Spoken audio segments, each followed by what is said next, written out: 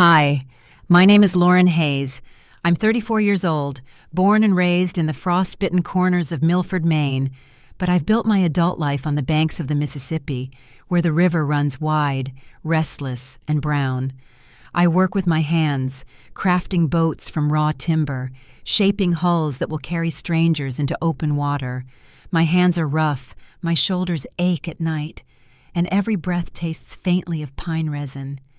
I tell you this because my life is simple, honest, built plank by plank. But simplicity doesn't protect you from betrayal. Thanksgiving morning last year, I stood in my parents' living room, a place I hadn't set foot in for 3 long years. The scent of roasted turkey clung to the air.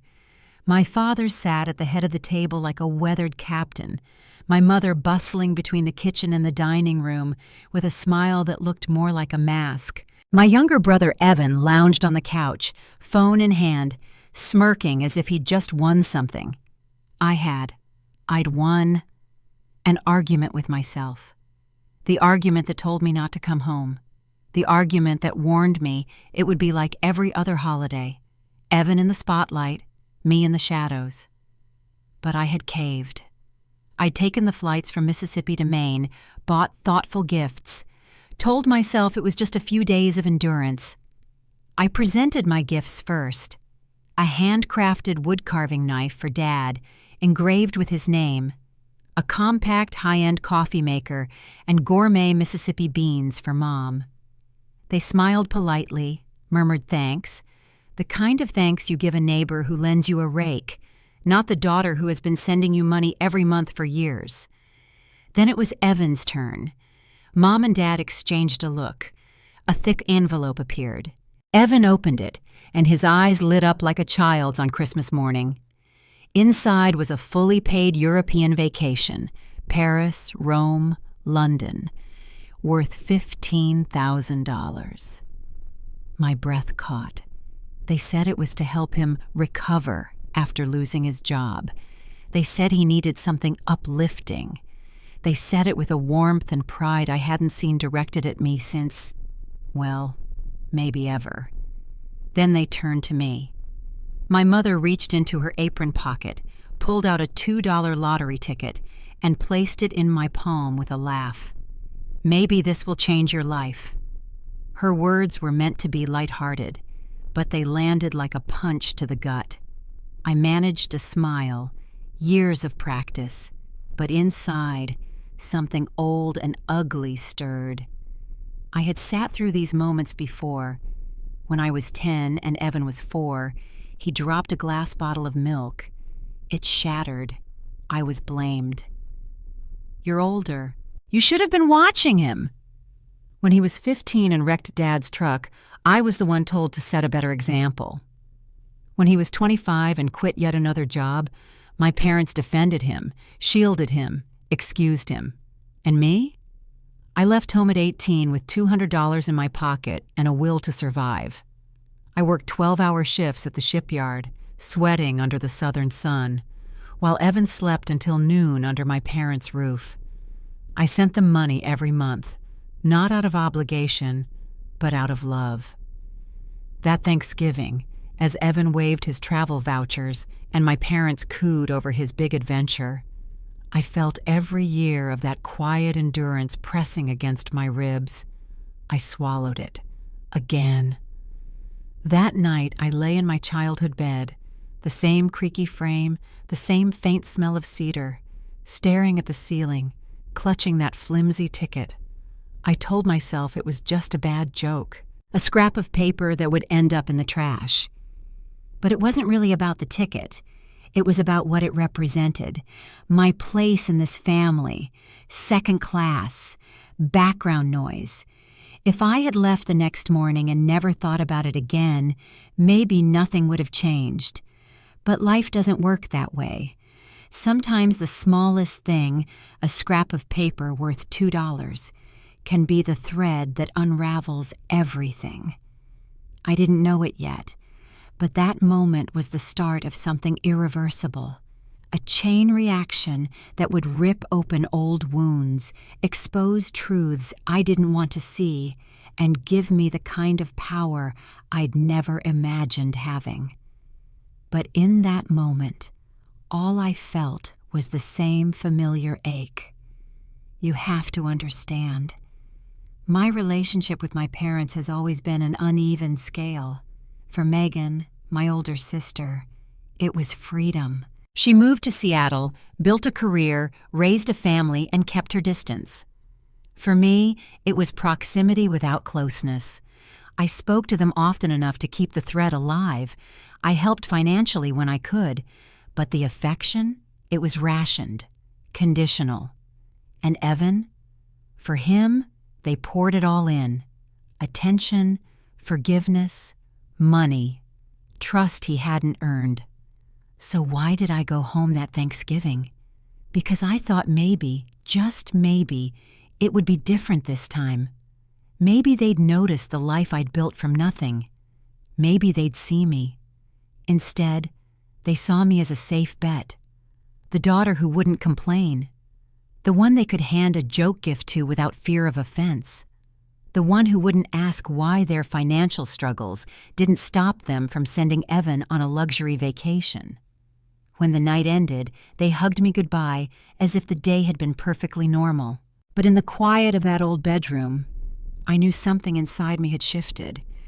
There's a certain kind of silence you learn to carry when you've spent a lifetime being overlooked. It's heavy, but it feels safer than speaking up. That night, I decided I was done carrying it. I didn't know exactly how or when I'd put it down, but I knew I would.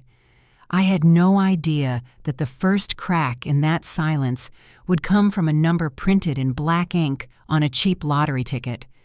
No idea that within weeks, I'd have the means to redraw the boundaries of my life in permanent ink, and absolutely no idea how much it would hurt and satisfy to watch my family realize I no longer needed them for anything. But before we get there, you have to see where it began.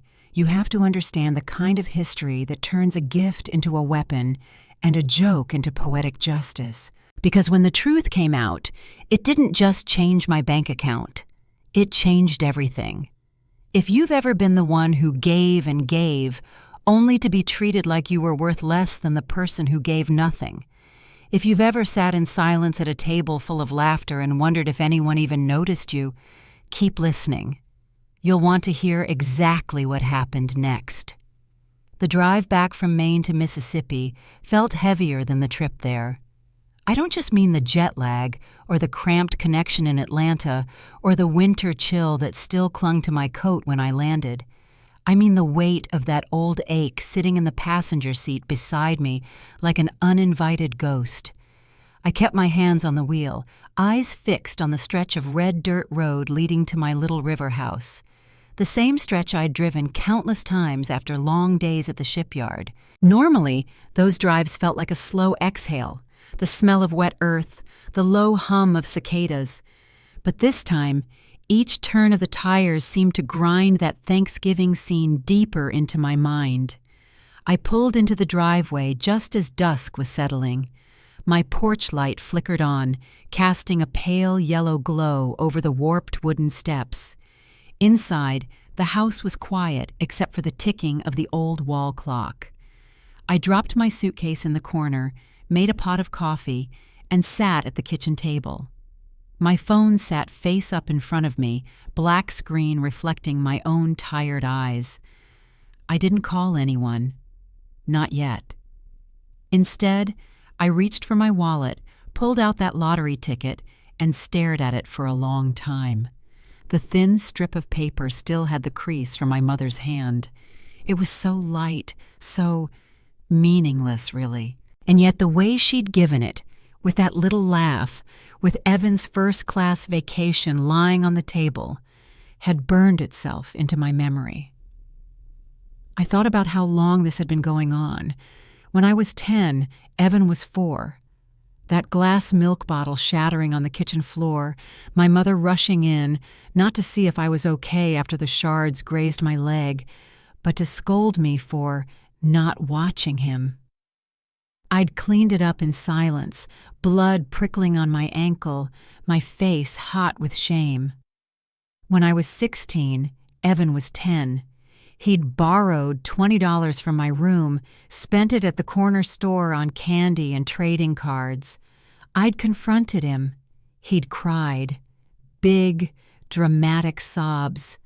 And by dinner, I was the one grounded for making a scene. When I was 24, Evan was 18. He'd been fired from his summer job after showing up late 3 days in a row. Mom said the manager was too strict and took him out for ice cream to cheer him up. That same summer, I'd been pulling 14-hour shifts, barely scraping by, and they hadn't once asked how I was holding up. It wasn't just the big things. It was the constant hum, the steady drip of favoritism. And I had learned early on that objecting only made it worse. So I didn't. I worked. I sent money home when they said they were short on bills. I stayed quiet when Evan bragged about new sneakers or a new phone, knowing exactly whose money had made them possible. But Thanksgiving had been different. It wasn't just about them favoring him. It was about the blatant contrast.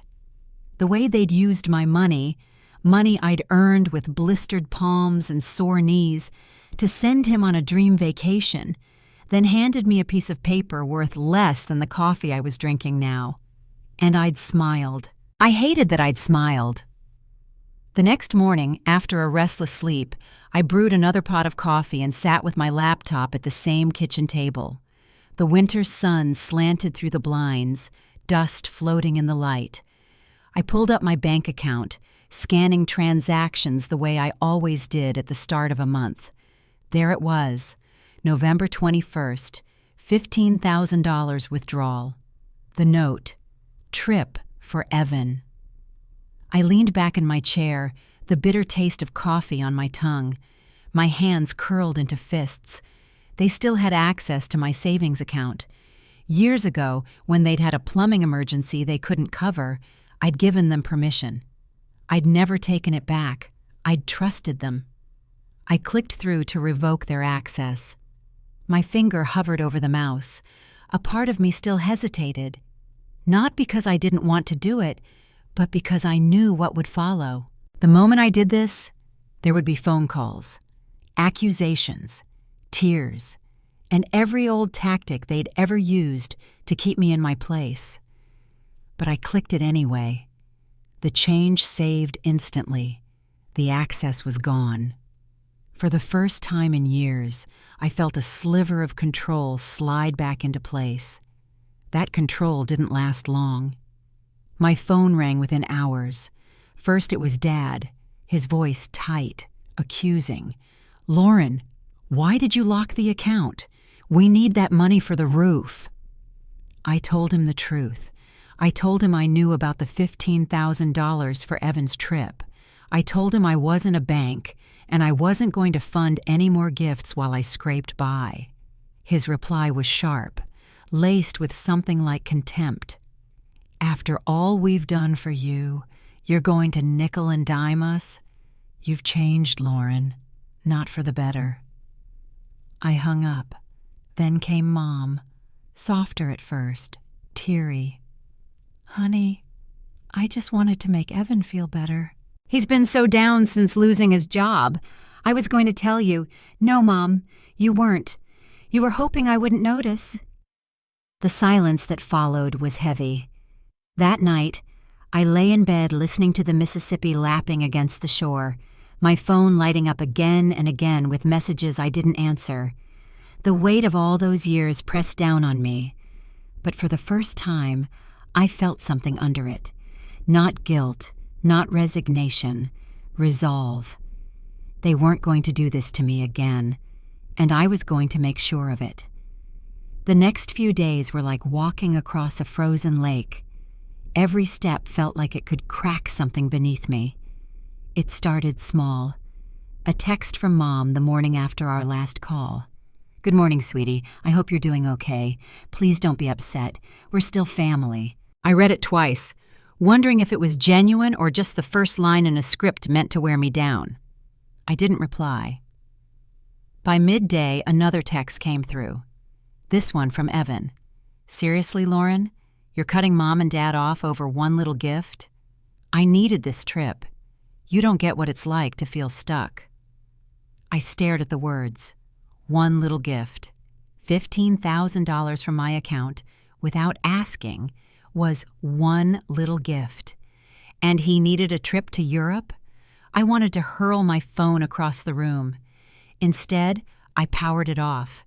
I thought going quiet would buy me some peace. But silence, I learned, can make people desperate. The next day, I came home from the shipyard to find a thick envelope shoved under my front door. Inside was a handwritten letter from Dad. His blocky handwriting looked the same as when he used to scrawl notes for my school lunches. But the tone? That had changed. "Lauren, I don't know what's gotten into you, but this isn't the daughter I raised.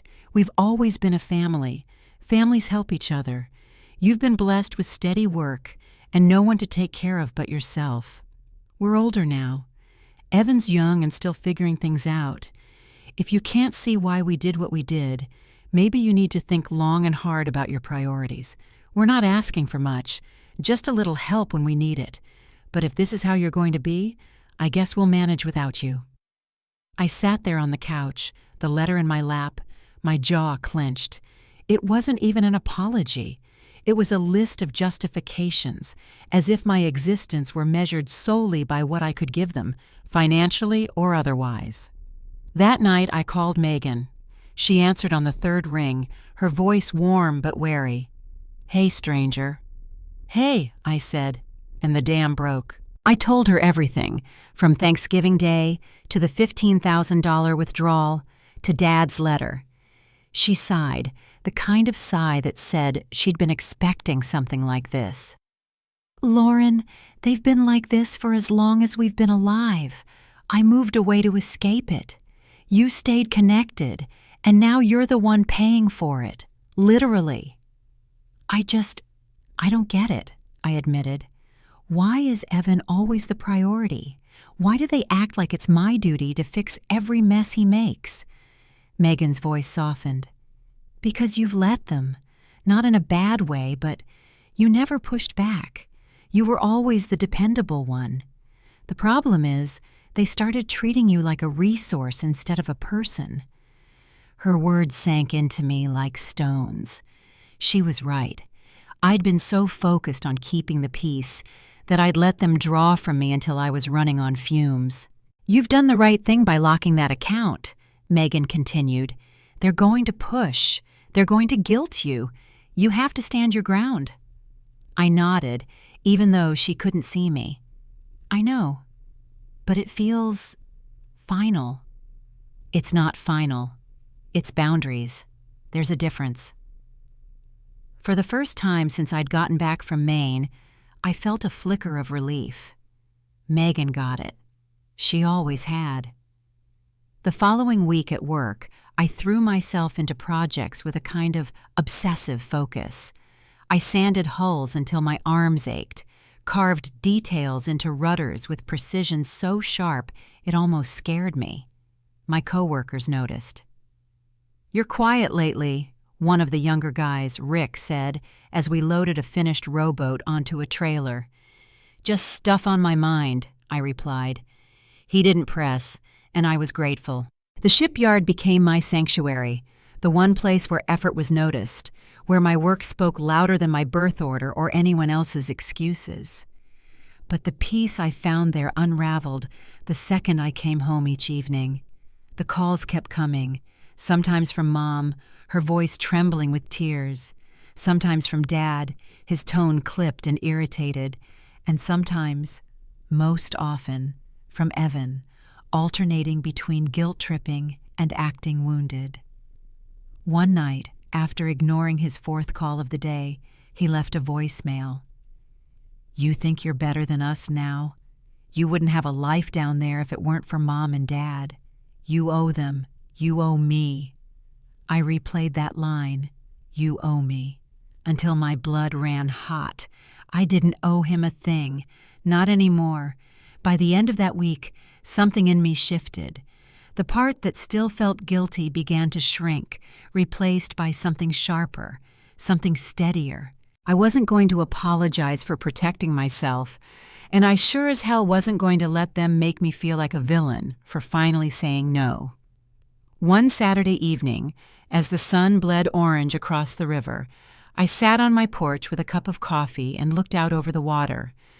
The air smelled like damp earth and wood smoke from someone's nearby fire. For the first time in weeks, I felt calm. It was then, in that rare moment of stillness, that I remembered the lottery ticket. It had been sitting in a drawer since Thanksgiving night, folded in half, gathering dust. I almost laughed. "Maybe this will change your life," Mom had said. I stood, went inside, and dug it out. The paper was a little worn at the edges from being shuffled around. I set it on the counter, meaning to check it later, but left it there when the phone rang again. This time I answered.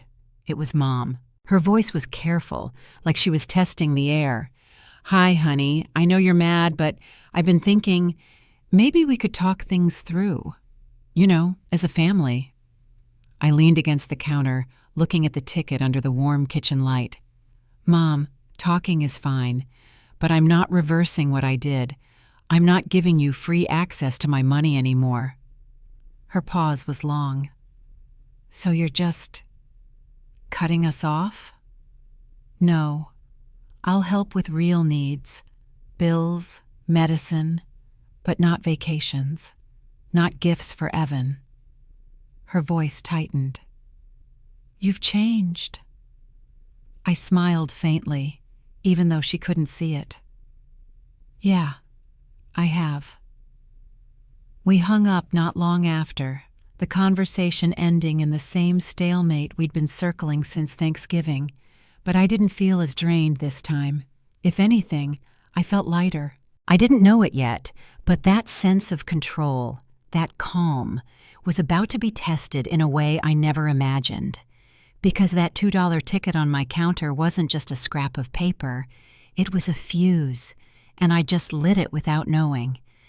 It happened on a Sunday afternoon, the kind of slow, drowsy day where the air feels thick and the world moves at half speed. I'd spent the morning in the shed, sanding a pair of cedar planks for a skiff I was building for a regular client. The radio hummed low in the background, some old country ballad weaving through the sound of sandpaper against wood. By noon, my shoulders ached and my hands were streaked with sawdust. I locked up the shed, walked into the kitchen, and poured myself a glass of sweet tea. That's when I saw it again, the lottery ticket, still sitting exactly where I'd left it days ago. It looked almost pitiful there on the counter, half folded, its corners curling slightly. I picked it up, feeling the thin paper between my fingers. I could have thrown it away. Honestly, I almost did. But I figured, why not check it? At the very least, maybe I'd win a couple of bucks, enough for a coffee or a sandwich. I sat down at the table, pulled my phone from my pocket, and opened the lottery app. The results for that drawing were still posted. I scanned the first number. My heart gave a small, curious jump. It matched. The second number matched. The third matched again.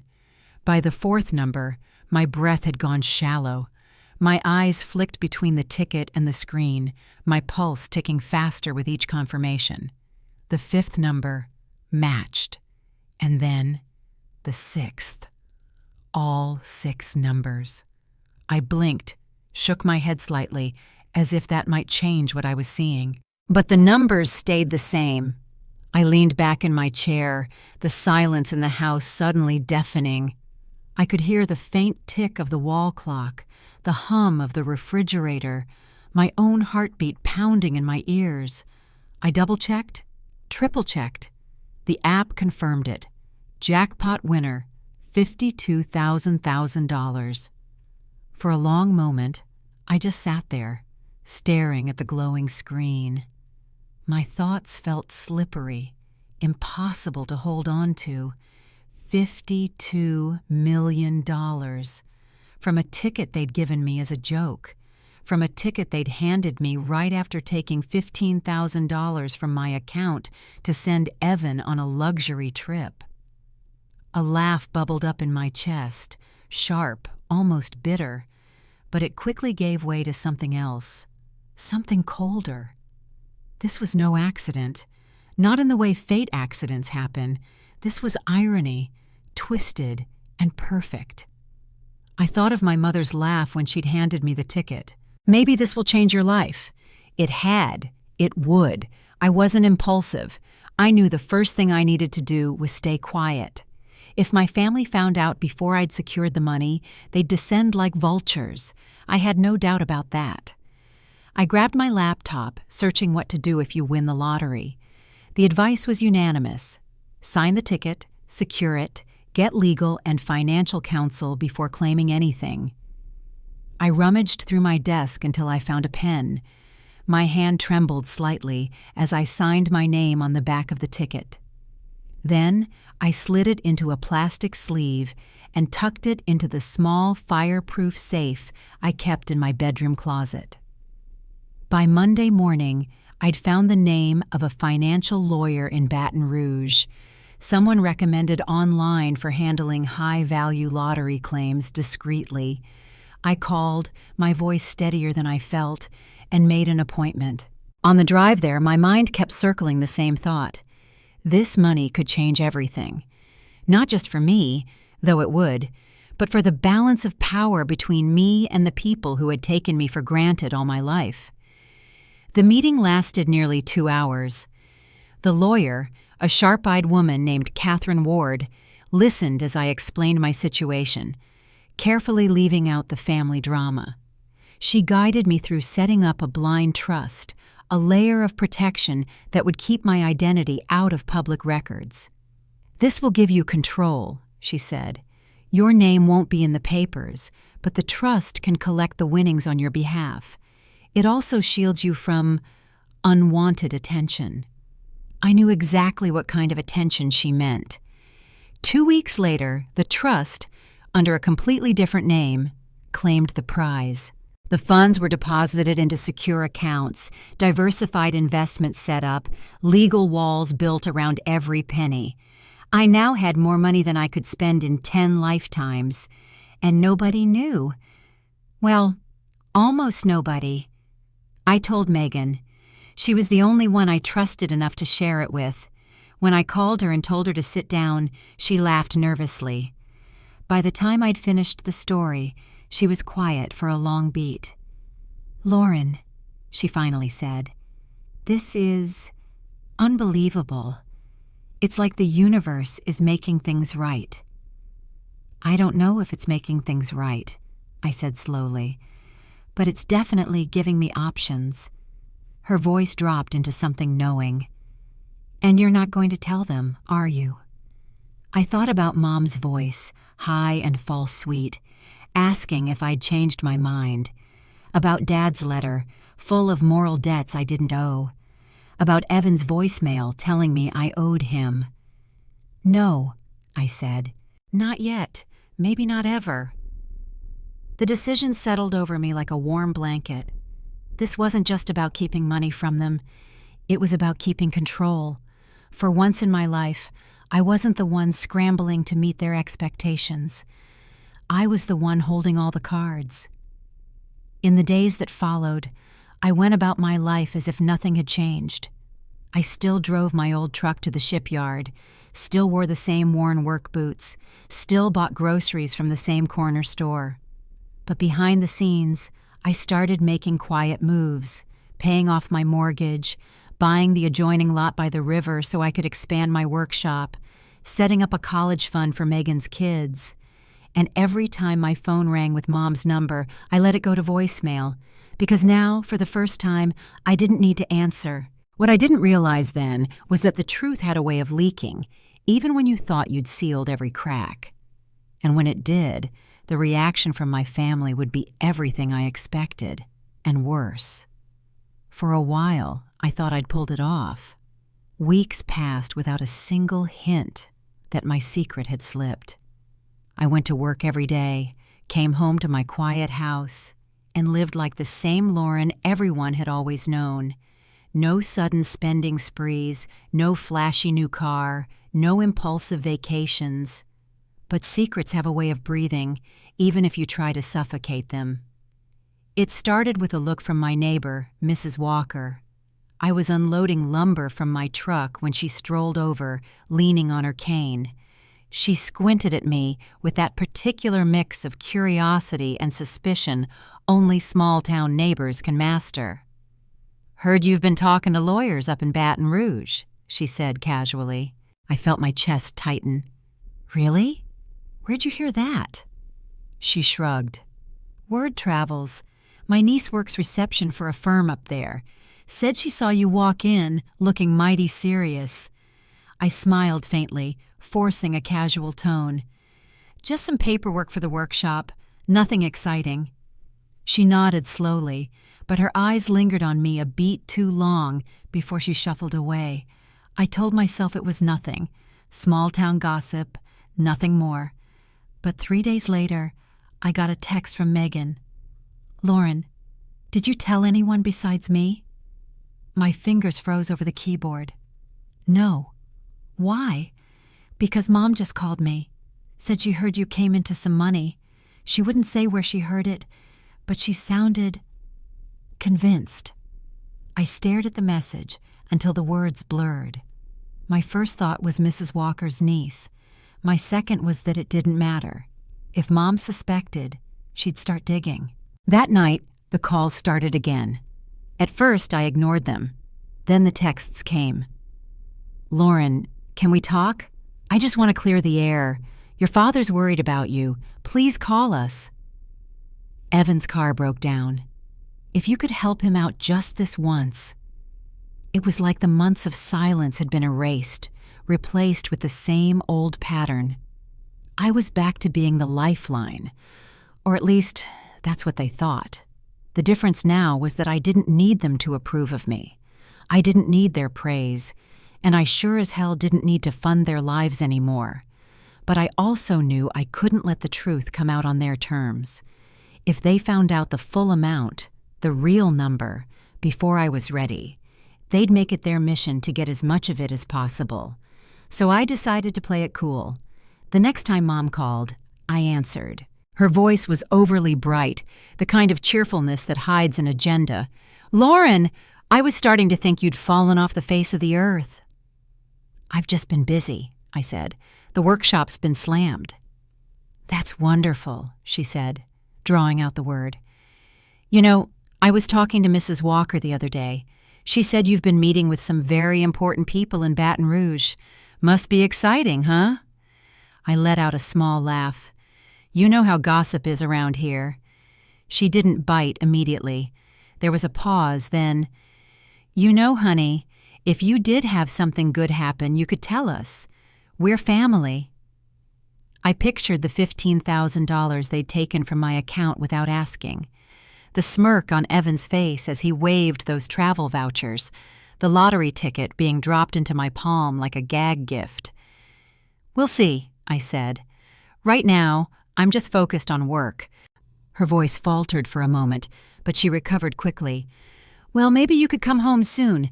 Evan would love to see you. He's been having a hard time." Of course he had. He was always having a hard time. "I'll think about it," I lied. When I hung up, my phone buzzed again almost immediately. A message from Megan. "You're playing with fire." I knew she was right. The longer I kept this from them, the more dangerous it became. But I wasn't ready. Not yet. A week later, Evan called me himself. I almost didn't answer, but curiosity won out. "Lauren," he said, his tone a mix of false warmth and self-pity. "I've been hearing things. People saying you're doing really well down there. Thought I'd check in on my big sis." "I'm fine," I said flatly. "That's good to hear, 'cause, you know, my car's been making this awful noise. Mechanic says it's going to cost $2,000 to fix." "I figured maybe, if things are going so great for you," I cut him off. Evan, I'm not giving you money. There was a beat of silence before his voice hardened. Wow, so the rumors are true.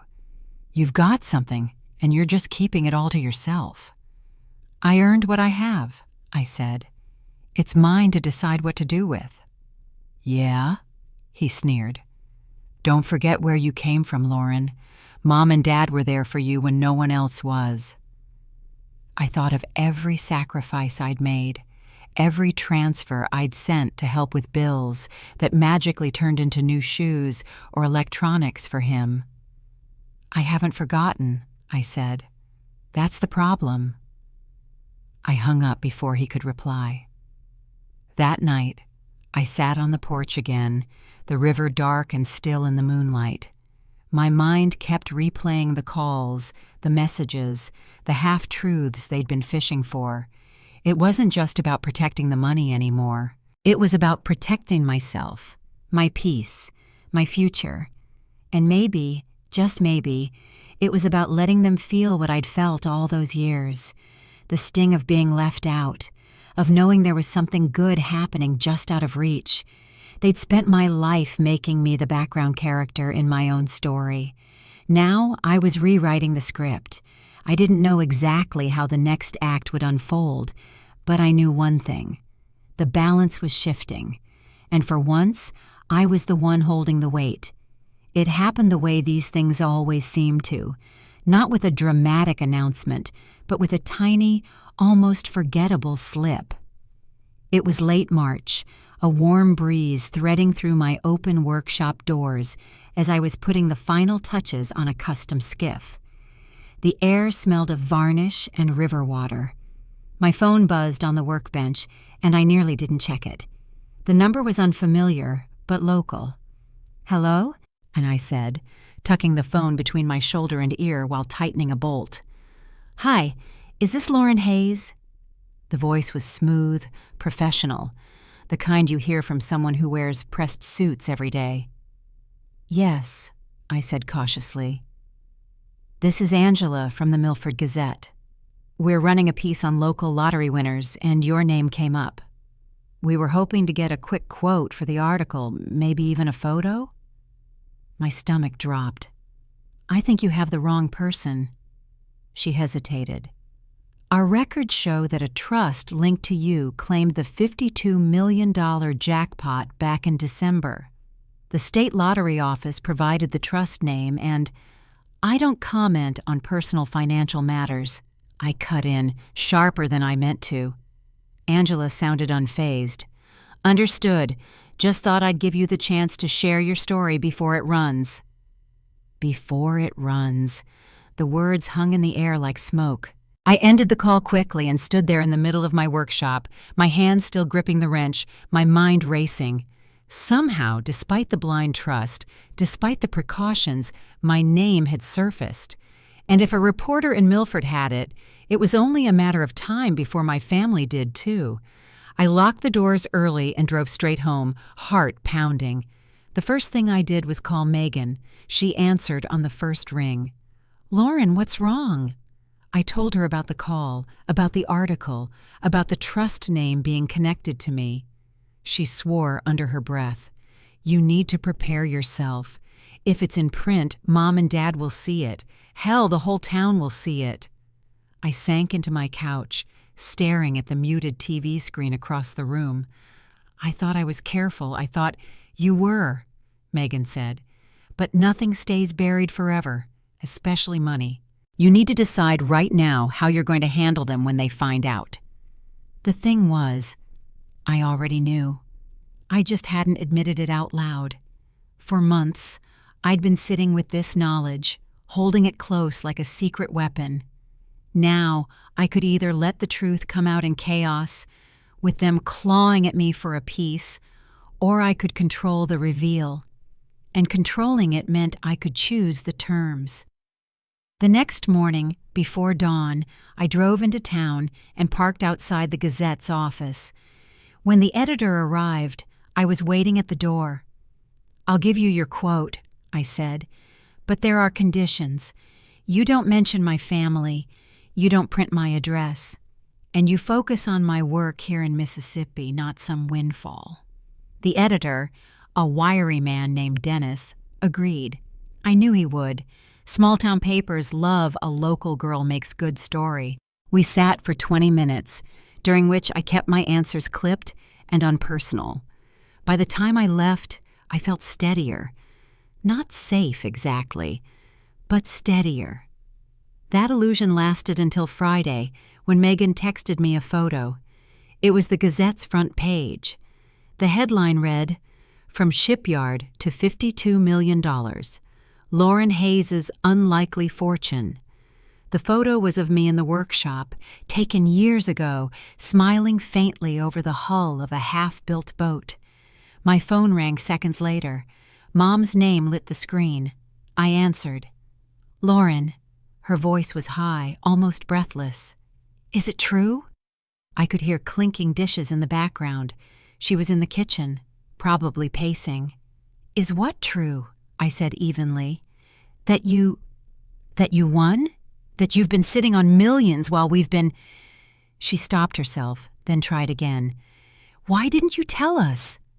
"Because it's my business," I said. Her voice cracked, but there was no softness in it. "We're your family. We've always been there for you." The old script. The one I'd heard so many times it could have been a lullaby. I took a deep breath.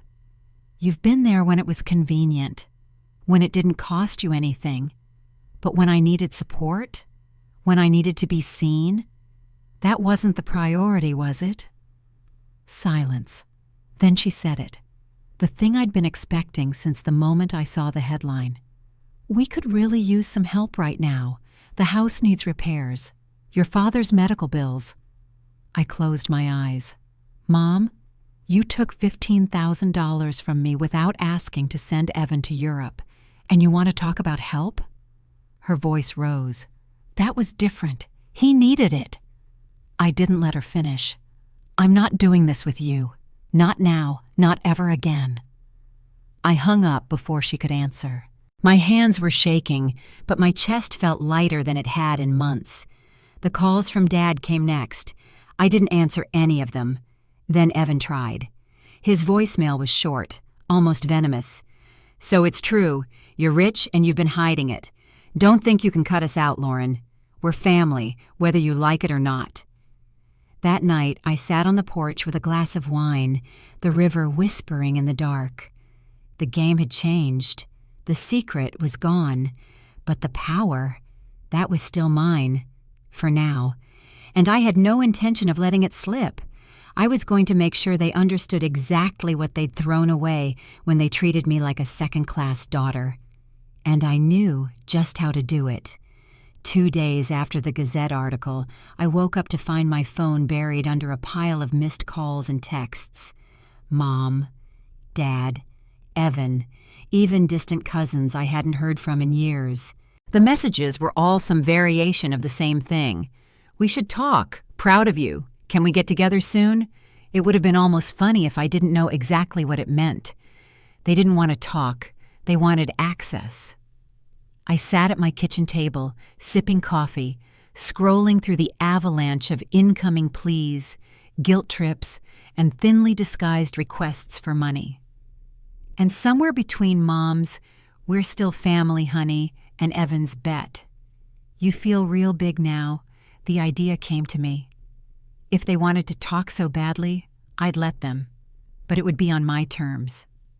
I pulled out my laptop and drafted a short, formal email addressed to my parents and Evan. The subject line was simple: dinner invitation. I wrote, "I know you've been wanting to talk. Let's have dinner this Saturday at the Riverside Inn, 7 p.m. I've reserved a private dining room. Come ready to have an honest conversation. Mom." "Lauren." I hit send and leaned back in my chair. The Riverside Inn wasn't just any place. It was the nicest spot in town. The kind of place Mom and Dad would have called too fancy for us when I was growing up. It had crisp white tablecloths, candlelight, and prices that made you think twice before ordering an appetizer. I chose it deliberately. If they were going to sit across from me and face what they'd done, I wanted them just a little off balance from the start. By Saturday evening, the sky had shifted into that dusky gold that makes the river glow. I dressed in a simple navy dress and heels, understated but polished. I didn't want to look flashy. I wanted to look untouchable. When I walked into the private dining room, it was already set with gleaming silverware and 3 place settings opposite mine. A vase of fresh lilies sat in the center of the table, their scent faint but sharp.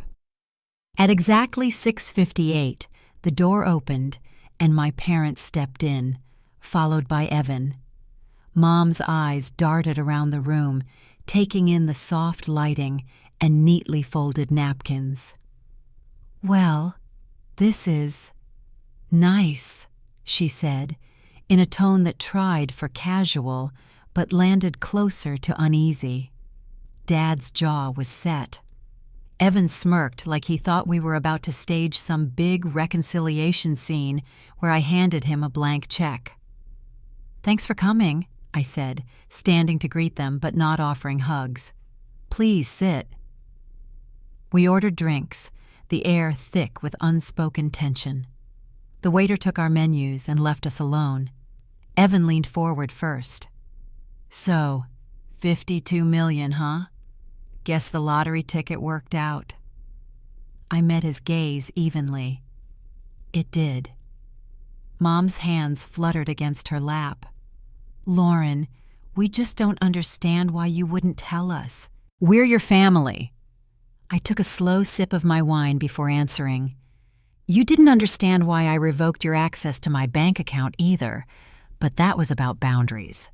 And so is this." Dad frowned. "Boundaries? We've always looked out for you." I set my glass down gently. "No, you've always looked out for Evan. I was just the dependable one, the one who'd keep giving no matter what you took." Mom's eyes widened. "That's not fair." "Isn't it?" I asked, my voice low but steady.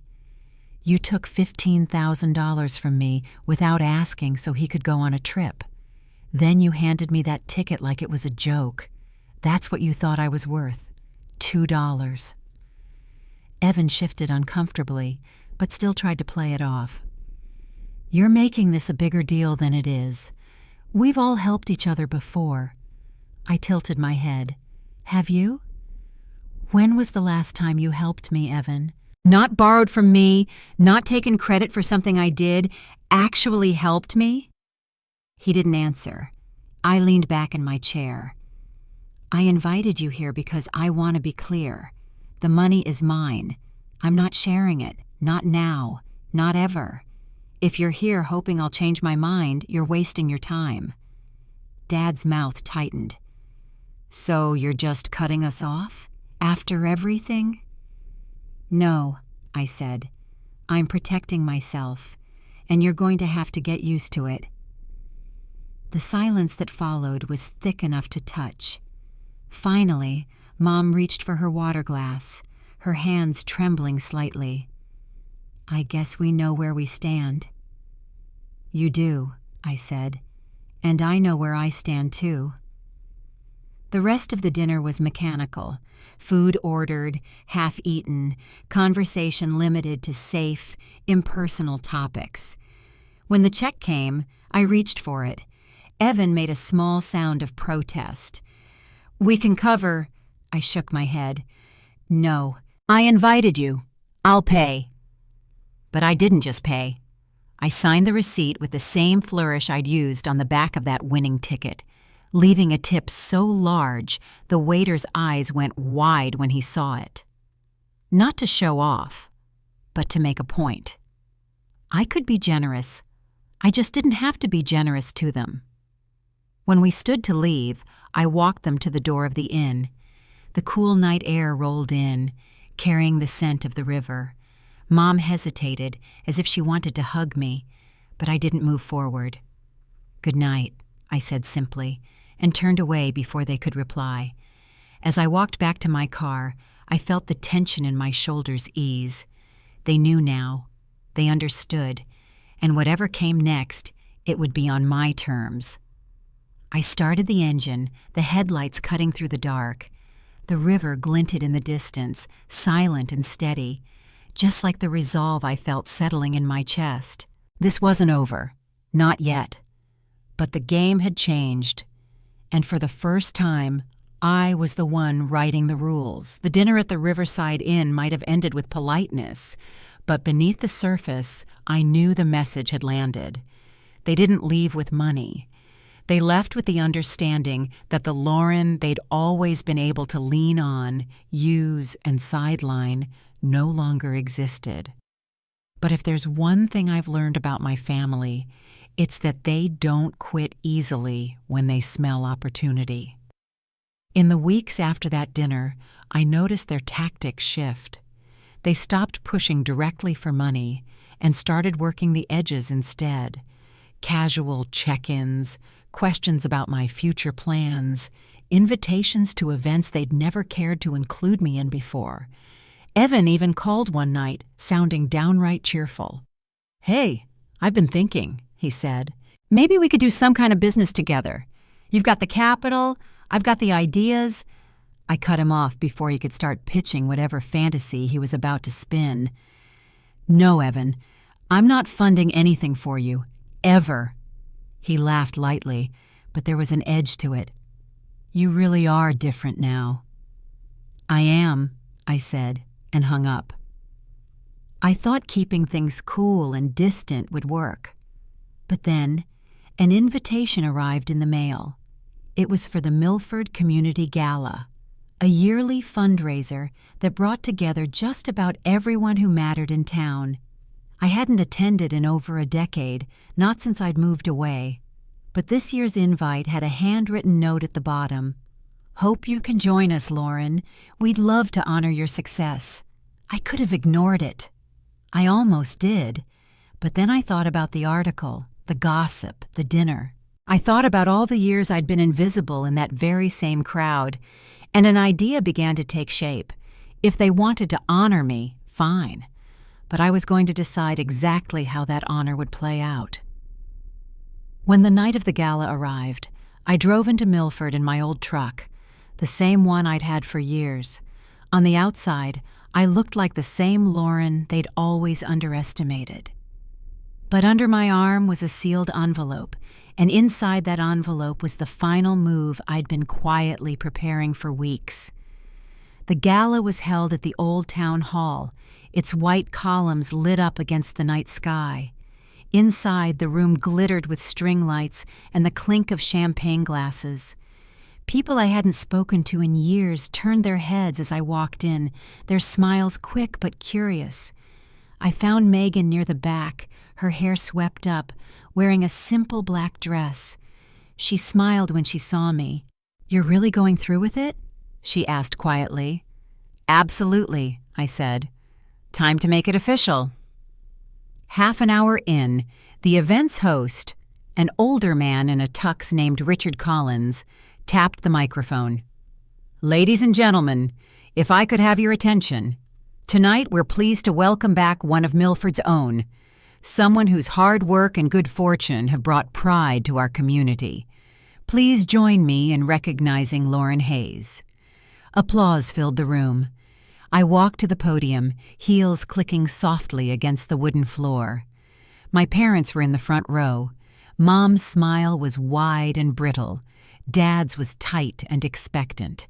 Evan lounged next to them, his arms crossed, but his eyes fixed on me. "Thank you," I began, letting my gaze sweep the room. "It's been a long time since I've stood in front of many of you. Some of you know me as the girl who left town at 18 to build boats down south.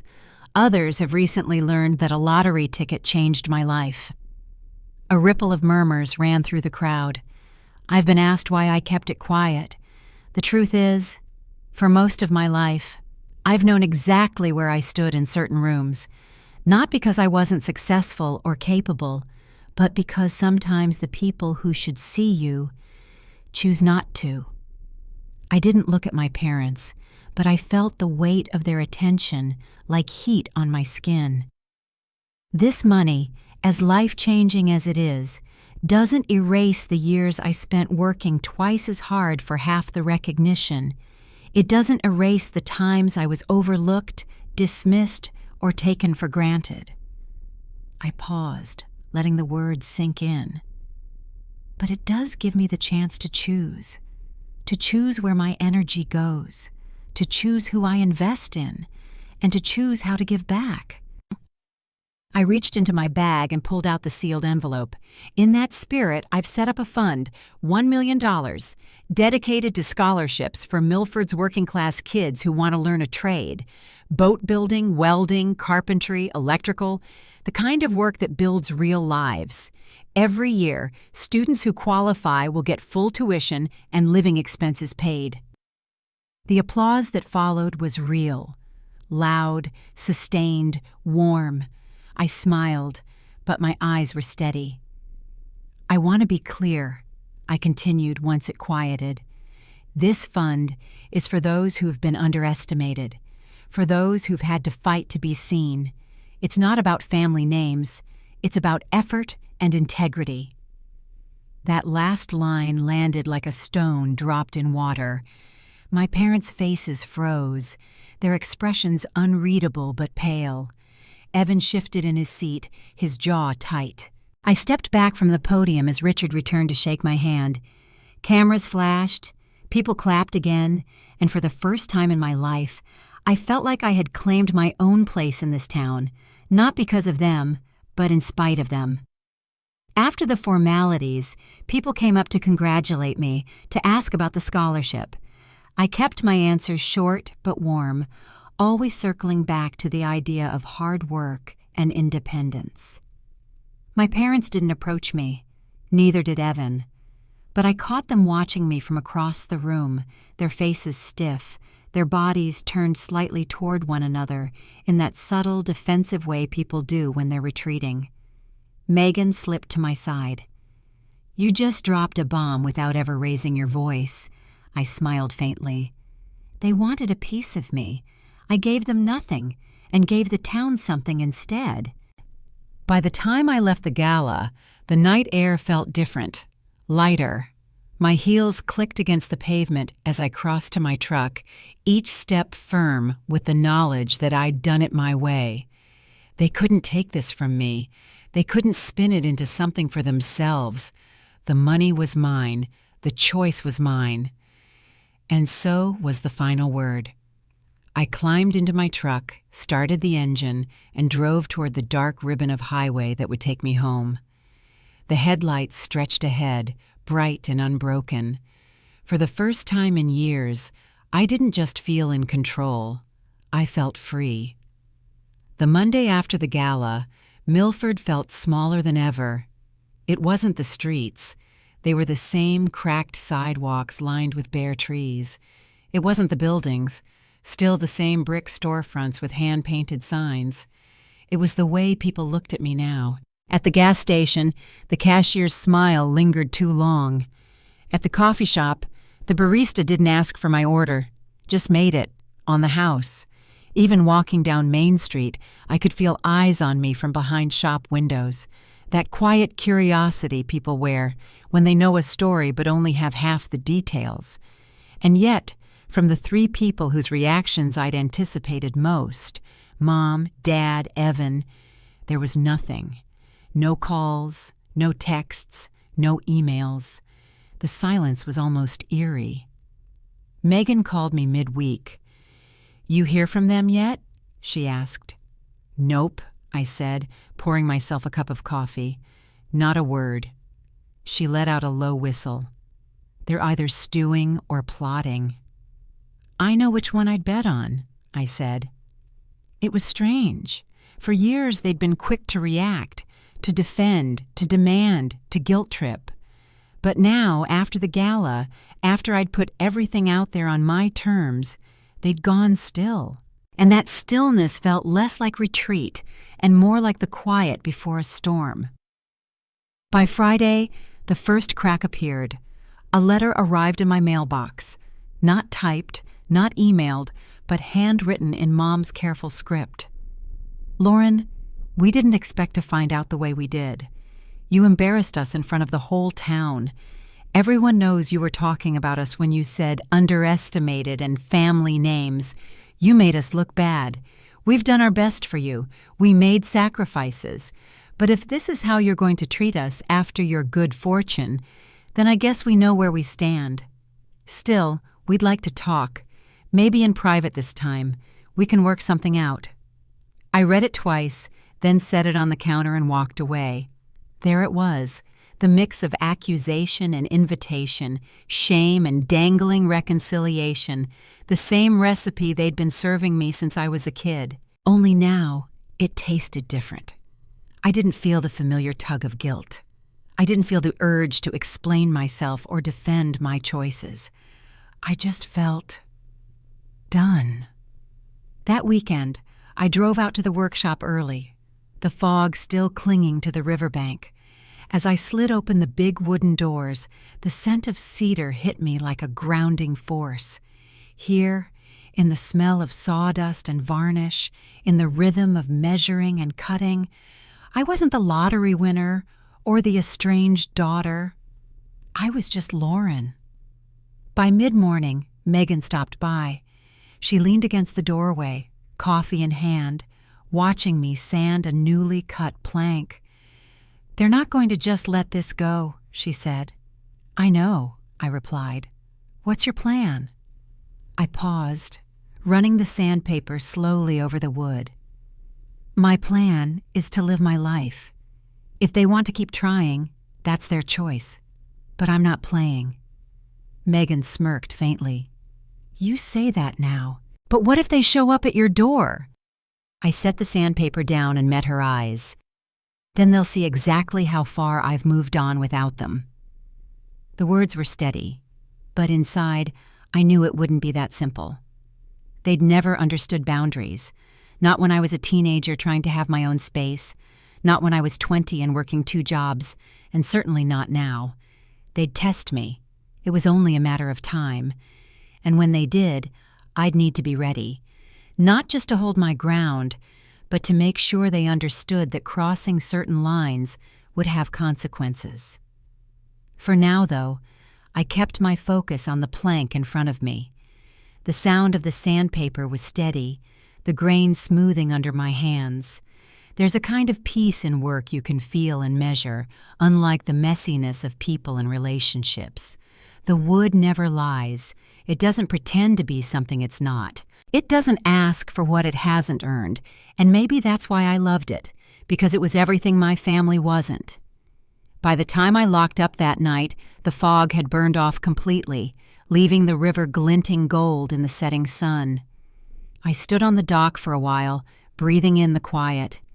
The letter from Mom was still sitting on my counter at home, unopened since that first reading. I thought about throwing it away, but decided against it. Not because I valued it, but because it was proof. Proof of the pattern, proof of why I'd drawn the line, proof of why I wasn't stepping back over it. I had no idea then how soon they'd push harder. And I had no idea that the next time they did, it wouldn't just be with words. It was a Thursday morning when the knock came. Not the polite, 3-tap kind of knock you give a neighbor. This was harder, heavier, the kind of knock that says, "I'm not going away until you answer." I was in the middle of planing a piece of oak in the workshop, the blade humming steadily in my hands, when I heard it. My first thought was that it might be a delivery. My second thought, the one that tightened my stomach, was that it could be them. I wiped my hands on a rag, walked toward the front door of my house, and peered through the curtain. There they were. Mom, standing in front, her mouth already set in that look I knew too well, a mix of righteousness and wounded pride. Dad just behind her, arms crossed over his chest, and Evan leaning casually against the porch railing, his phone in hand, but his eyes on the door. I thought about not answering, but if I didn't, they'd just keep coming. I opened the door part way, keeping my body angled so they couldn't just walk in. "What's going on?" I asked. Mom's voice was sugar over steel. We thought we'd come by and clear the air. You've been avoiding us." "I've been busy," I said. Evan smirked. "Too busy to talk to your own family, huh? Guess money really does change people." I ignored him, keeping my eyes on Mom. "If you came here to talk, you can say what you need to say from there." Her brows knit together. "Lauren, this is ridiculous. We're not strangers. We're your parents. We raised you. And now you've got this money, and you're acting like we're the enemy." I took a slow breath. "I'm not acting like you're the enemy. I'm acting like someone who's had her boundaries crossed for years and isn't letting it happen anymore." Dad finally spoke, his voice low but tight. "Boundaries don't mean shutting out the people who've been there for you." I met his gaze. "When exactly were you there for me?" "When I needed help with tuition, and you said you couldn't afford it, but bought Evan a new truck 2 months later? When you took money from my account without asking? Or when you made me the butt of a joke at Thanksgiving with that ticket?" The silence after that stretched. Mom's mouth opened, then closed again. Evan broke it with a scoff. "So you're just going to hold a grudge forever? You've got more money than you know what to do with, and you can't even help your family out?"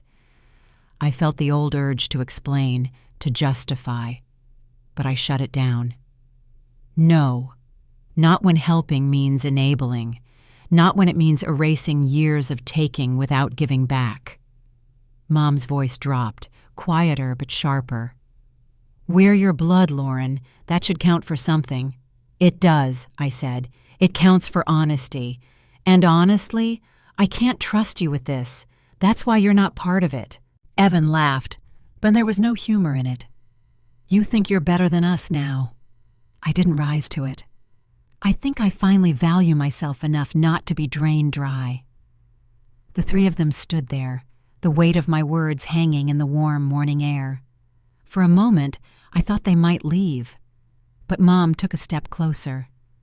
"Just think about it," she said, her tone shifting to something almost pleading. "You could make things easier for all of us. We wouldn't have to ask again." "That's exactly why I'm saying no," I replied. And then I did something I'd never done before.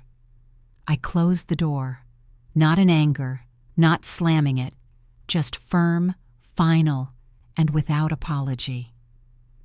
On the other side, I heard a muffled exhale, then the creak of the porch steps as they retreated. Evan muttered something I couldn't catch. The sound of their car door closing followed, and then the engine started. When I looked out the window, I saw them driving away, Mom staring straight ahead, Dad looking out his side window, and Evan hunched in the back seat with his phone. The quiet that followed was almost startling. My heart was pounding, but not from fear. It was from the solid, grounded certainty that I'd just crossed a line I could never uncross. That night, Megan came over with takeout. We ate on the porch, the summer air still warm but carrying the first hint of cooler evenings ahead. "They came by," I told her. Her eyes widened. "And?" I told them no, and I meant it.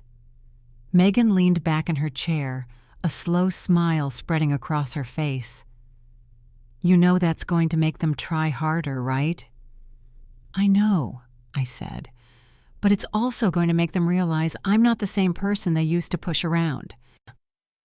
We sat in comfortable silence for a while after that, listening to the crickets and the slow lap of the river. I thought about Mom's face, about the way her voice had shifted from defensive to pleading. They weren't used to hearing no from me. They'd learn. And if they didn't, that was their problem. What I didn't realize was that the next time they tried, it wouldn't be at my door.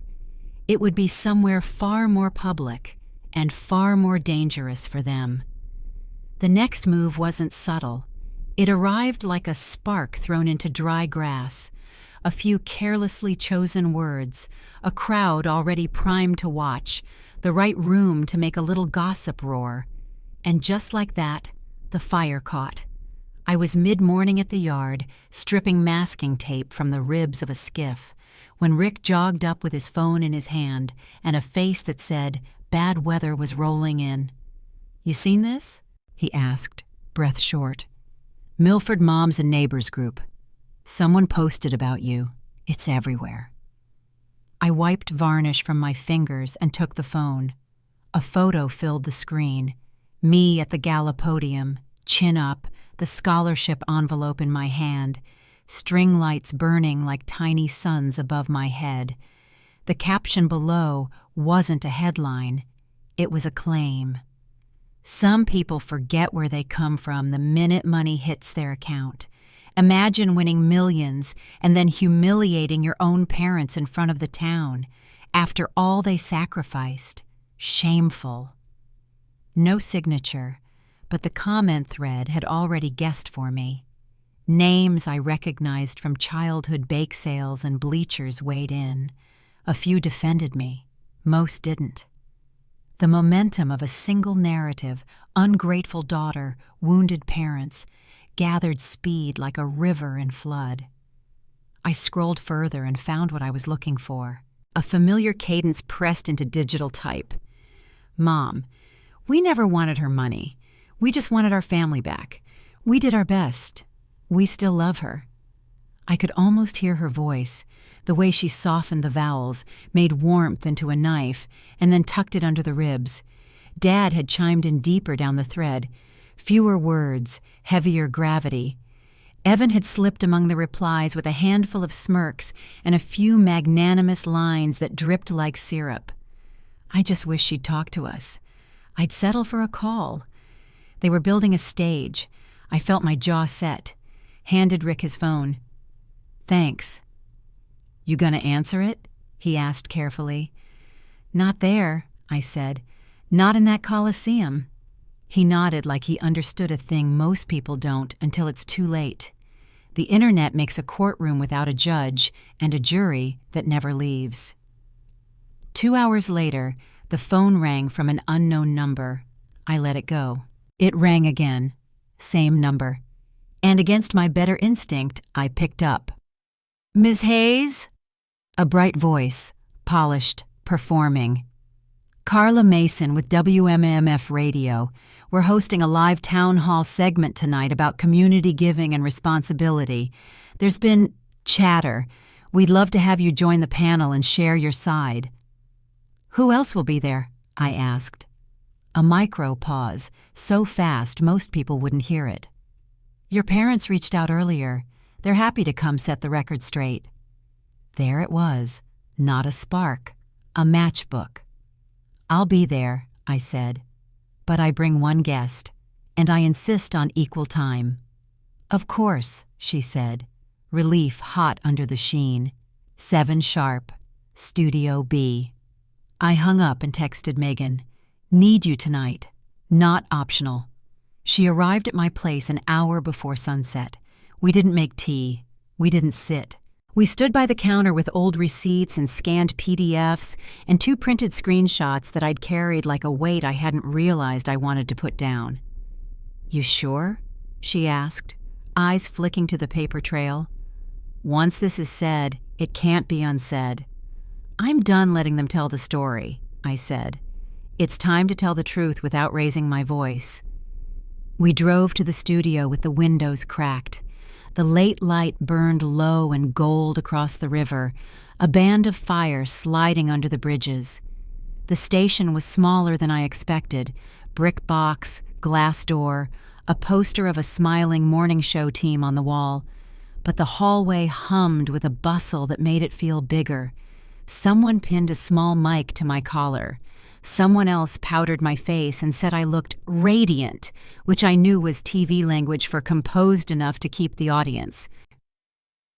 In Studio B, a semicircle of chairs faced an acrylic desk, headsets, a blinking on-air sign that, for now, sat dark. Mom and Dad took the chairs on the left. She wore soft pastels and a necklace I hadn't seen since I was a teenager. He wore his best jacket, flat cap in his lap. They looked smaller than they had at my door, but the distance didn't fool me. Evan leaned against the back wall like a shadow that wouldn't commit to a shape. The host swept in with summer hair and newsroom posture. Carla smiled at everyone, shook too many hands, and then floated to her seat. A producer counted us down with fingers and a gaze that dared anyone to speak early. Red light, theme music. We were live. "Good evening, Milford," Carla sang, voice slipping into that practiced empathy. "Tonight we're talking generosity, family, and how a small town handles big changes." I'm joined by Lauren Hayes, whose recent gift to our trade scholarship fund made headlines. Also here are her parents, Ellen and Robert Hayes. Thank you all for being here. We murmured our thanks. The room settled. "Ellen," Carla began gently, "when you saw the gala, that moment, what did you feel?" Mom's hands folded in her lap, wedding ring catching the light. "Pride," she said, eyes shining. "My daughter did a beautiful thing, but it surprised us. We didn't know. We found out like everyone else, and it hurt to feel excluded." A sympathetic M rippled through the control room glass. Carla turned to me. "Lauren, I chose privacy while I set things up," I said calmly. "It wasn't about excluding anyone. It was about not being pressured before I could put protections in place." Carla pivoted. "Robert, there's been a lot of talk online. Do you feel misunderstood?" Dad cleared his throat. "We're simple people. We never asked for a dime. We just don't know why our daughter acts like we're villains." Carla looked at me, eyes glimmering with a promise of fairness I didn't trust but intended to use. "Lauren, would you like to respond?"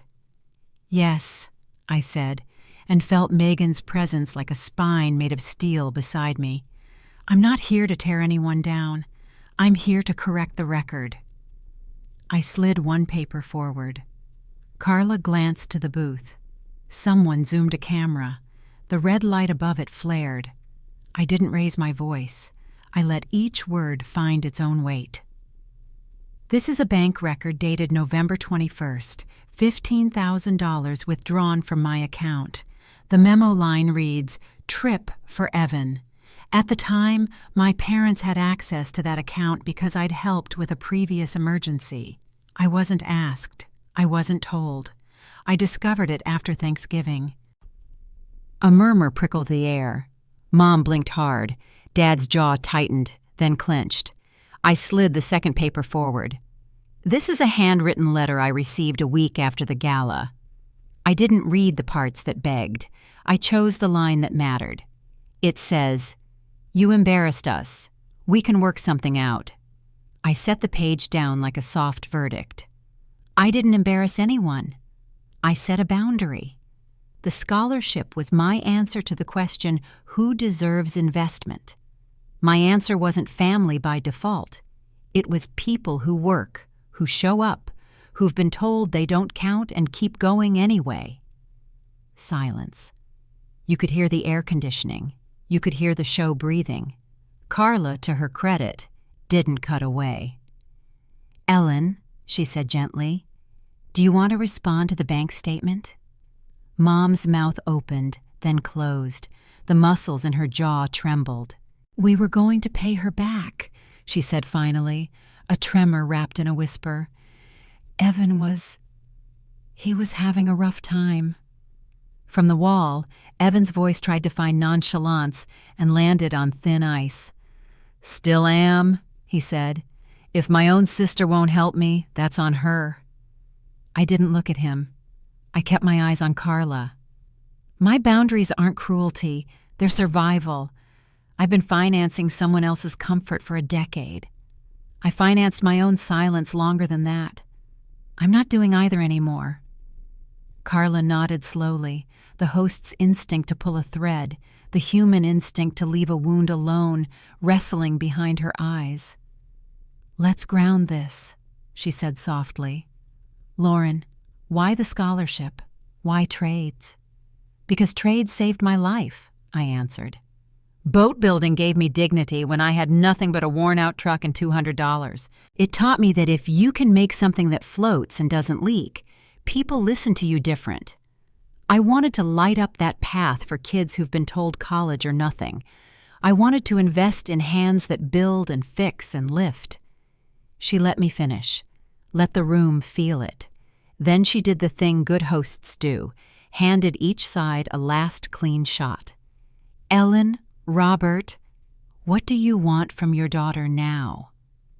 Dad stared at the floor for a long beat, then up at the camera with a look that ached for the era before receipts.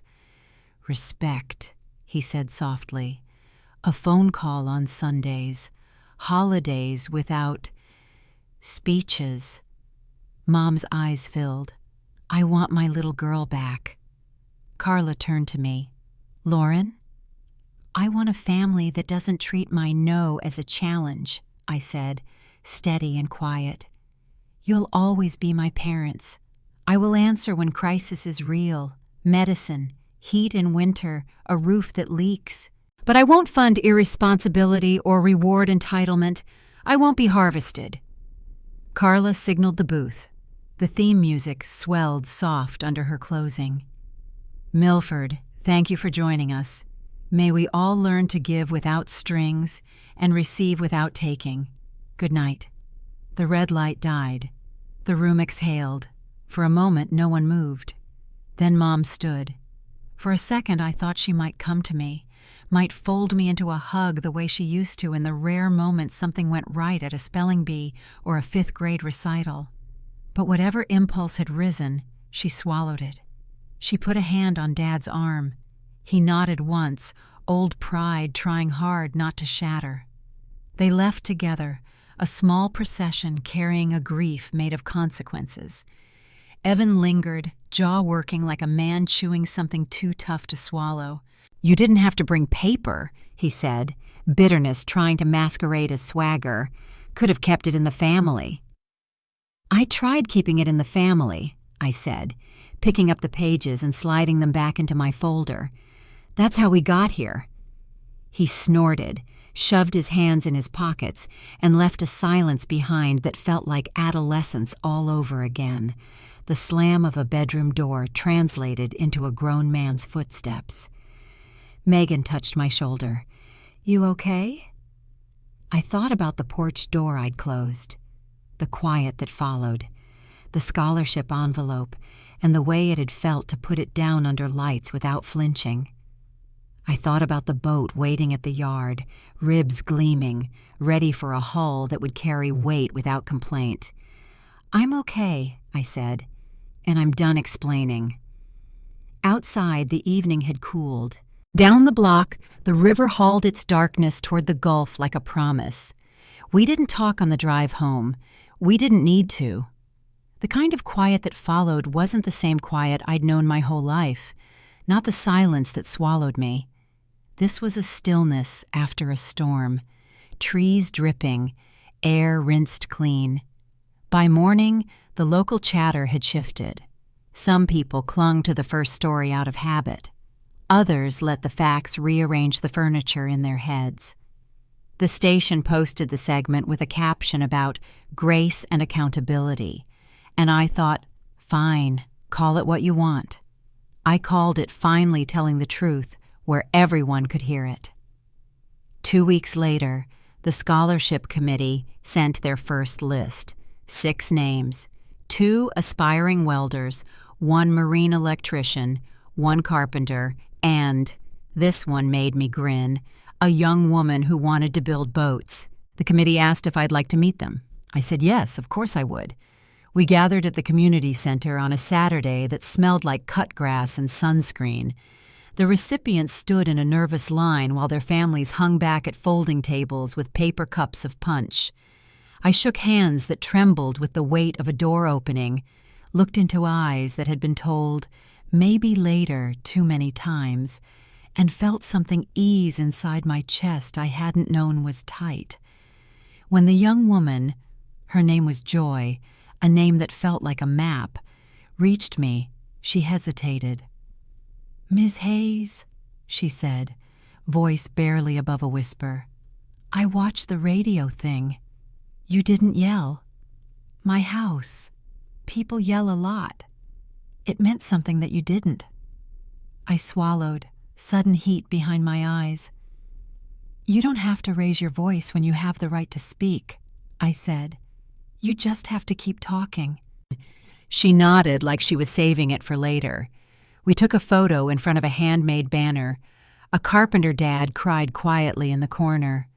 A welder's grandmother pressed my hand and said she hadn't believed this kind of help was for people like us. I told her it was now. On my way out, across the parking lot, I saw a figure standing in the shade of a pecan tree.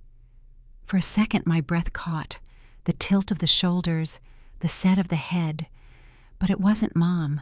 It was Dad. Alone, cap in his hands, working the brim like he could sand memory out of it. We stood a long moment apart. He looked older than 2 weeks should be allowed to make a man. When he finally spoke, his voice didn't carry the room anymore. It barely made it to me. "I didn't know about the memo line," he said.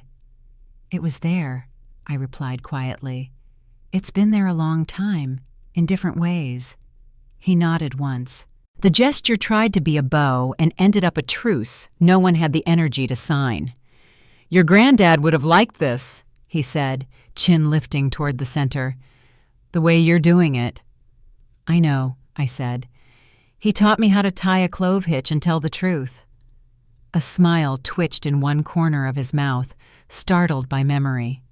He put the cap on, not looking at me as he spoke again. "We'll stop the Facebook mess. It got away from us." "It always does," I answered. He nodded, turned, and walked away across sunlight so bright it made him small. I didn't chase. I didn't need to.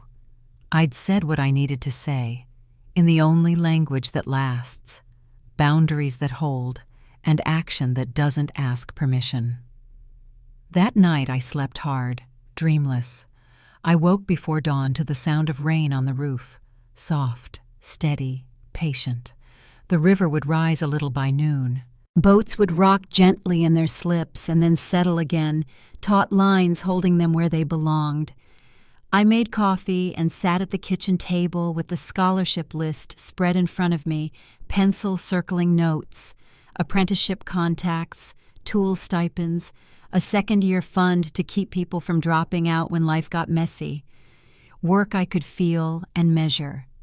Work that didn't lie. My phone stayed dark. No voicemail spiked with accusation. No texts that tried to make love a lever. The quiet that found me belonged here, not as a punishment, as a prize. Somewhere in town, I knew, Mom would be reworking the story so it hurt less when she told it aloud. Somewhere, Evan would be deciding whether to try the old tricks on someone new or sit, just long enough with the empty place consequences carve. Somewhere, Dad would be remembering his father's hands over his own on a knot that holds if you tie it right the first time. And me?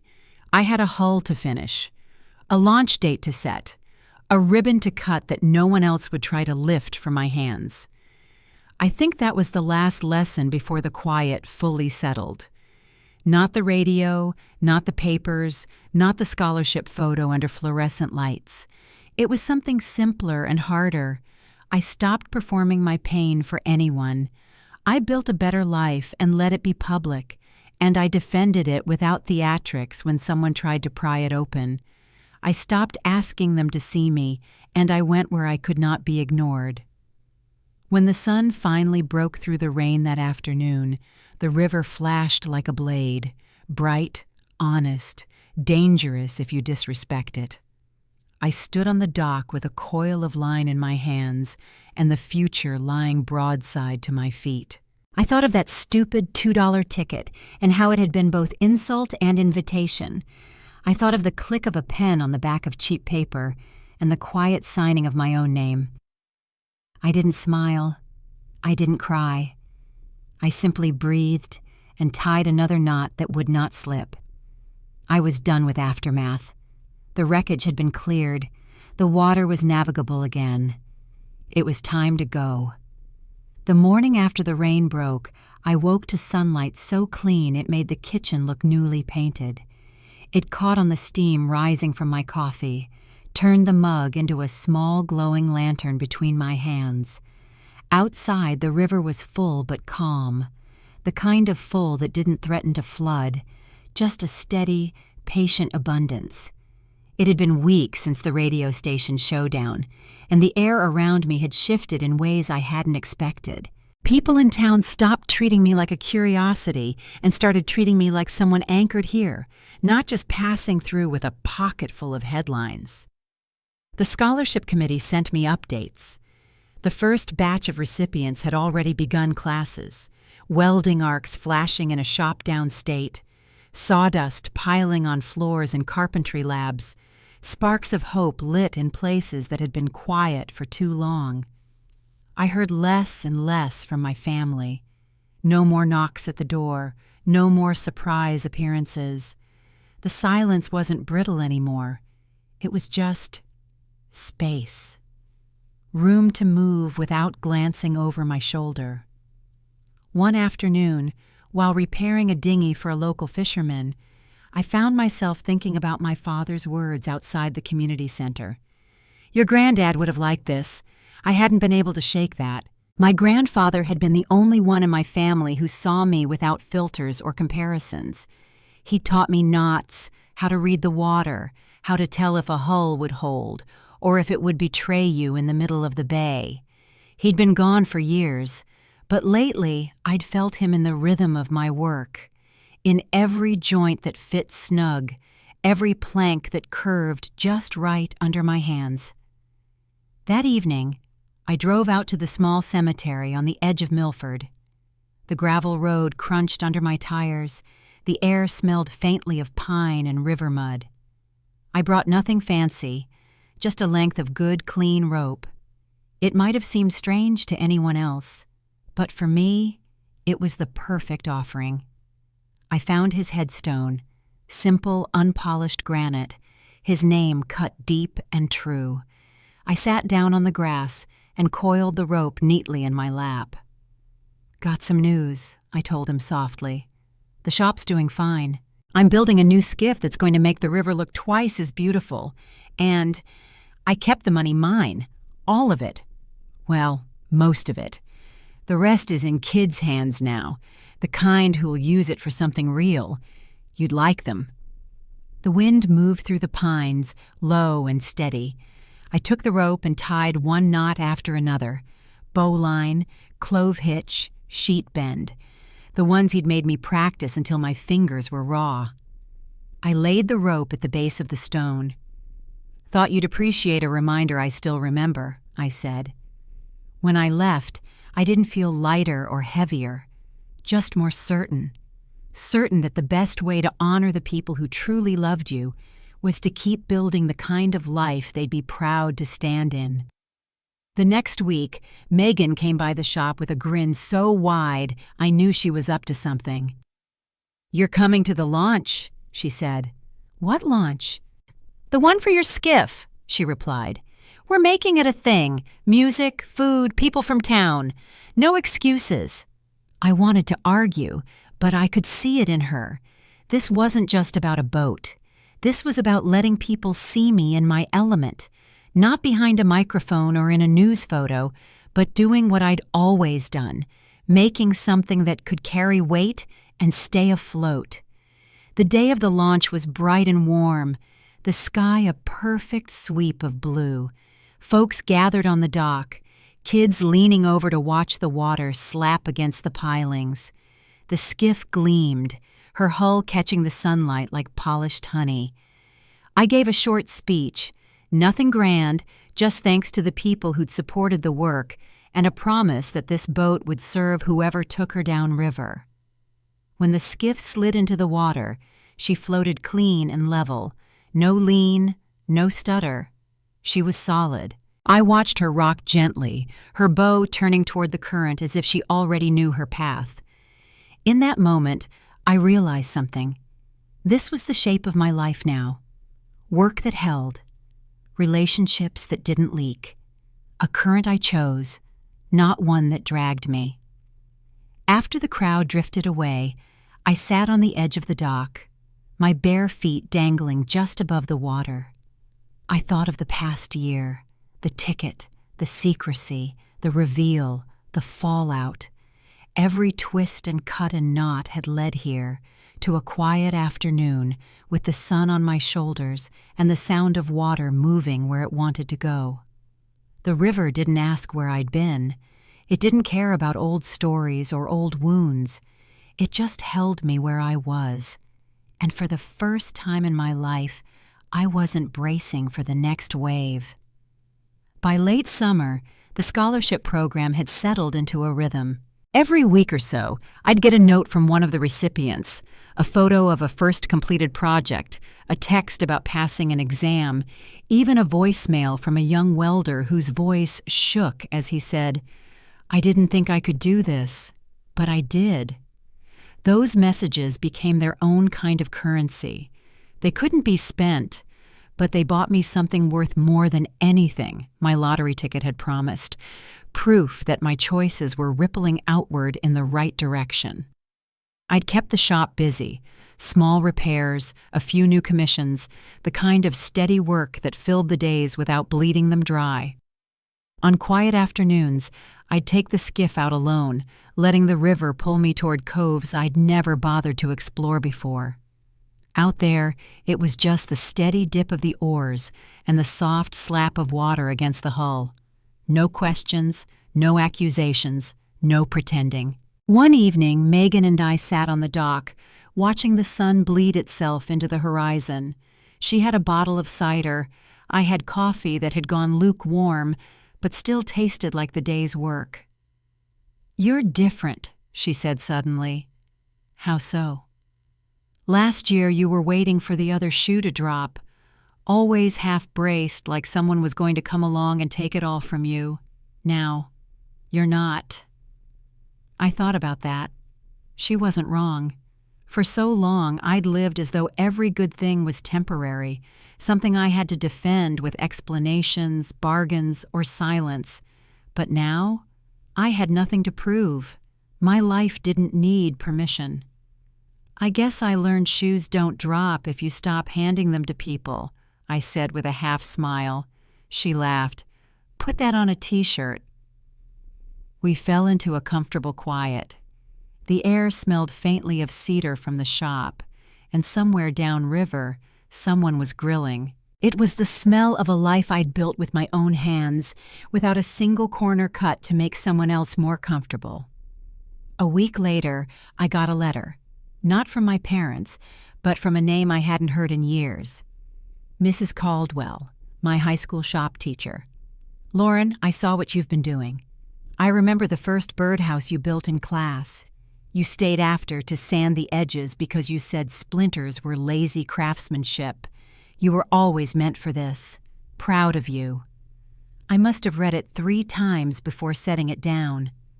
That birdhouse had been crooked as sin, but I'd cared enough to fix what I could. Maybe that's what all of this was. A grown-up version of sanding the edges so the next hand that touched my work wouldn't get hurt. That Saturday, I went to the farmer's market for fresh bread and came back with something else. Cedar planks, old but solid, sold by a man who said they'd once been part of a dock that had seen better days. I knew exactly what I'd do with them. Over the next 2 weeks, I worked on the project in the evenings after the day's orders were done. I planed the boards until they were smooth as river stones, sealed them against the weather, and built a small bench, wide enough for 2 people, sturdy enough to last a decade if you treated it right. When it was finished, I carried it down to my own dock and bolted it in place at the far end. From there, the view opened wide, river to the left, open water to the right, sky stretching out like it had no edge. That bench became my favorite place to end the day. Sometimes Megan joined me. Sometimes one of the scholarship kids came by to talk about what they were learning. More often, it was just me, the water, and the slow turn of the tide. One evening, near the end of August, I saw a familiar figure standing at the edge of the yard. My father. Alone again. No cap this time, just his hair pushed back by the wind. I met him halfway, my hands tucked into my sweatshirt pocket. "I'm not here to argue," he said quietly. "Good," I replied. He glanced toward the bench, then back at me. "That's new." "Yeah," I said. "Built it from old dockwood. Figured it deserved a second life." We stood there for a moment, the sound of the water between us. Then he said something I didn't expect. "You were right," he murmured. "About a lot of it. I didn't want to see it then. Didn't know how." I let the silence carry that for a while before I answered. "Seeing it is the start. Doing different is the rest." He nodded. "I don't expect you to forget everything. Just maybe remember some of the good." "I do," I said. "I also remember the rest, and I'm not going back to how it was." "That's fair," he said, and for once it sounded like he meant it. We didn't hug. We didn't shake hands. He just looked at the bench one more time, gave a small nod, and walked back the way he'd come. When I sat down later, the boards warm from the day's sun, I realized that was the closest to peace we were probably going to get. And that was enough.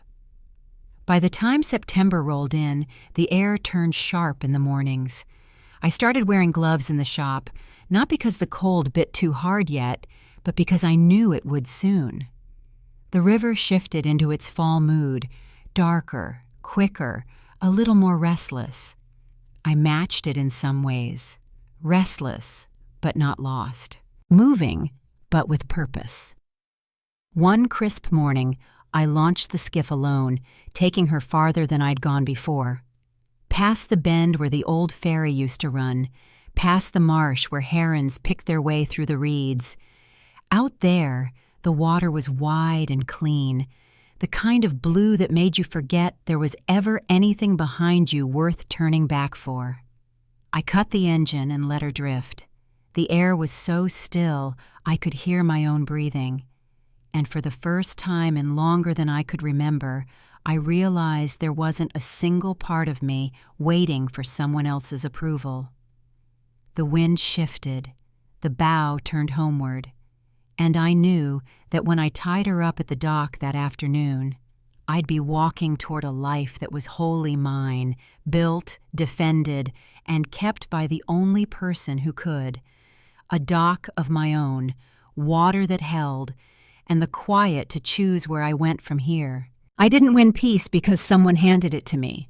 I built it, board by board, knot by knot, choice by choice. The river still moves the way it always has. My dock still stands where it did before all of this began. But I stand here different now, no longer bracing for the waves, no longer shrinking to fit someone else's version of who I should be. And maybe that's the real lesson, not the money, not the headlines, not the public speeches, but the quiet courage to say, "This is mine. I will protect it." So if you've ever been underestimated, overlooked, or told your no is selfish, I hope you hear me now. You are allowed to guard your life. You are allowed to decide who gets a place at your table or on your dock. If this story spoke to you, if you've walked through your own storm and found your way back to calm water, tell me in the comments. Share this with someone who needs the reminder. And don't forget to like and subscribe, because the next chapter is already waiting and you won't want to miss it.